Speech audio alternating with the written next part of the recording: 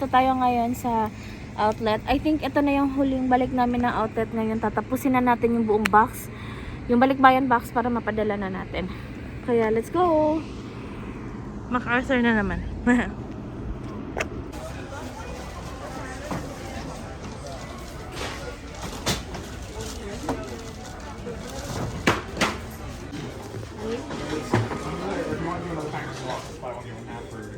Our home.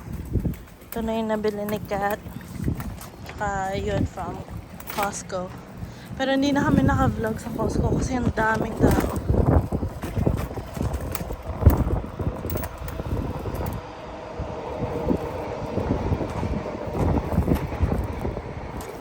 Ito pala, dati na kaming merong ganyan. Kasi wala kaming car dati. So, we needed to have a cart for grocery shopping. Okay guys, so nasa bahay na tayo. And, ang daming tao sa MacArthur. So, after nung nagpunta na kami ng Costco, diba? So, ngayon, nandito na tayo sa bahay. So, onting haul lang sa mga nabili namin. Actually, yung iba nabili na namin before sa ibang stores. And then, ito ngayon, ito yung mga nabili namin. Pero hindi pa to, may mga iba pa dito mga damit. Anyway, simulan natin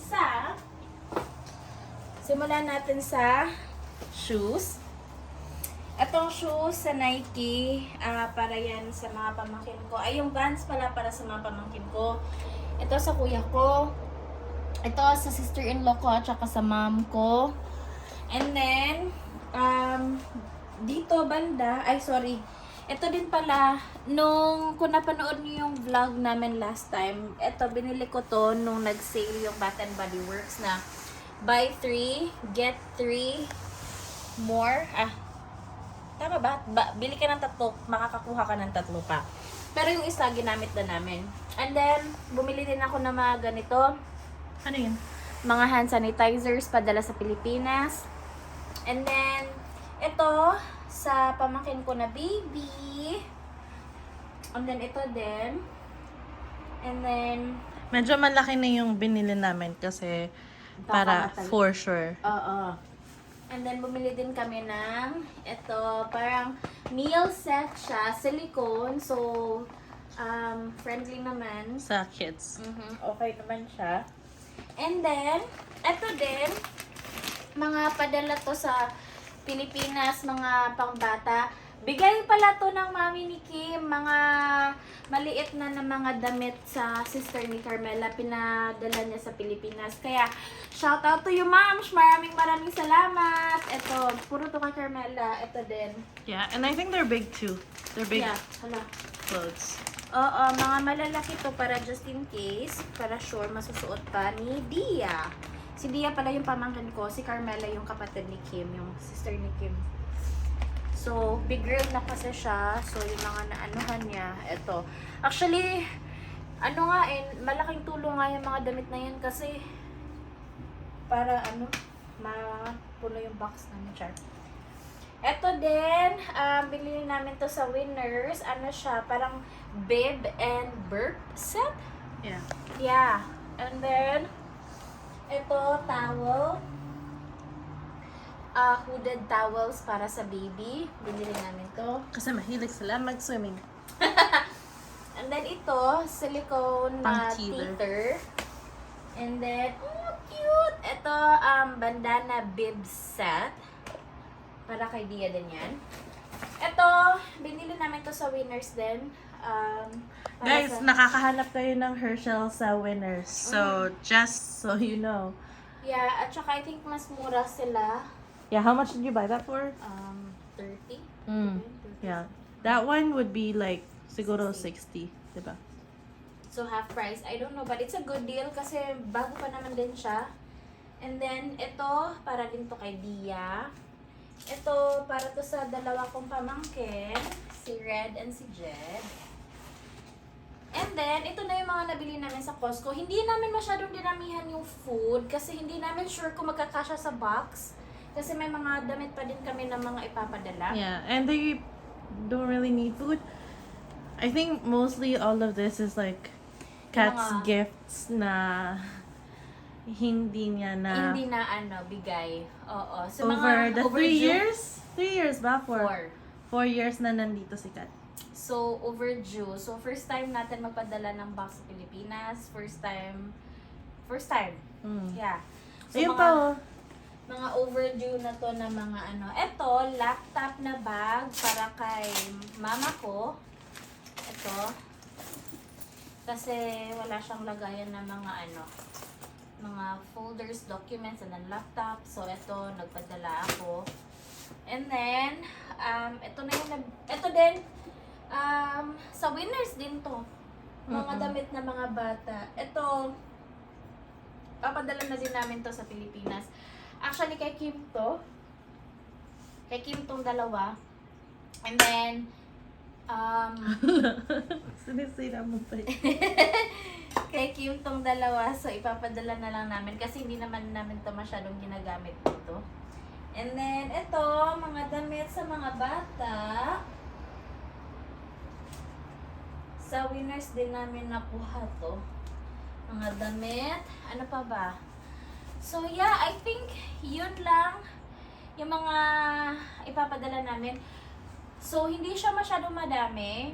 Alam ko, yung karamihan sa inyo mga nagpapadala ng balikbayan, sobrang dami talaga na malalaking boxes. But, ito, mga mga gifts na hindi ko naibigay ng ilang years. So, naipon na talaga siya. And mostly for the kids. Yeah, mostly for the kids. Wala masyado sa mga malalaki, sa Yeah. mga adults. So, sa mga bata lang talaga most ito. Ito din, yung spam, request nila to kasi paborito ng mga bata. And then, yung mga chocolates, of course, hindi mawawala yan. And then, yung sabon, lotion, shampoo, 2 shampoo na malalaki. And then, ito, Cetaphil, para sa pamangkin ko na baby. So, yeah, I think yun lang yun, guys. So, yun lang muna yung mga ipapadala natin sa ngayon. Sa mga pinsan ko na nanonood ng vlog, pasensya na, wala muna tayong mga ibang padala para sa inyo, but I hope you understand. Kasi, eto, mga lang talaga to, mga gifts na matagal ng overdue. Pero huwag kayo mag-alala kasi may mga chocolates naman siguro kayo. Kung may pera na ako, magpapadala ako sa inyo. And of course, siguro pag uuwi ako, may mga naman tayo, may mga gagawin naman tayo. Kailan ka ba uuwi? Sikreto pa. Hindi pa natin alam. Pero, yeah, babawi ako sa inyo kung uuwi ako, siguro. True. Right. So, yeah, I think I-prepare na namin yung box tapos we'll show you how we pack it. yeah. And, hinalan muna namin, i-arrange na lang muna namin to bago namin ipasok sa box. Tignan namin kung magkakasya ba lahat. And thank you again sa mami ni Kim para dyan. And thank you din kay Kim kasi sobrang patient niya. Sinamahan niya ako magbili-bili ng mga ganito kahit ang daming tao. Kaya maraming salamat sa inyo. And yeah, magpapack na kami, guys. Okay, guys. So, natapos na naming I-box. i-box yung mga gamit. So, yung sa mga shoes, hindi na namin sinali yung boxes kasi masyado na masikip. So, eto na yun. Ready to go. Hindi na pala siya masyadong mabigat. So, okay. So, yeah. I-finish pa namin na i-duct tape yung sides. But we're pretty much done. Yes, yes. Wow, saktong-sakto yung mga pinamili ni Kat. O, akala ko kulang. Akala ko din marami. Pero, sakto lang pala siya. Oo. Right? Okay. Yeah. Sige. Okay, so as you can see, kailangan pa namin ng duct tape. Kaya ngayon, alis kami. Bibili kami ng duct tape. Nakulangan. Bakit may hotdog dito? Baka may nag-uulam dyan. Ano yan? Bakit may chips? Ang daming mali. Okay guys, so tapos na nating i-wrap yung balikbayan box natin. And I must say, ang hirap pala. Ang hirap palang i-wrap niya. And buti na lang tinulungan ako ni Kim sa pag-wrap nito. I think siya talaga yung sobrang tiyaga mag-wrap nito.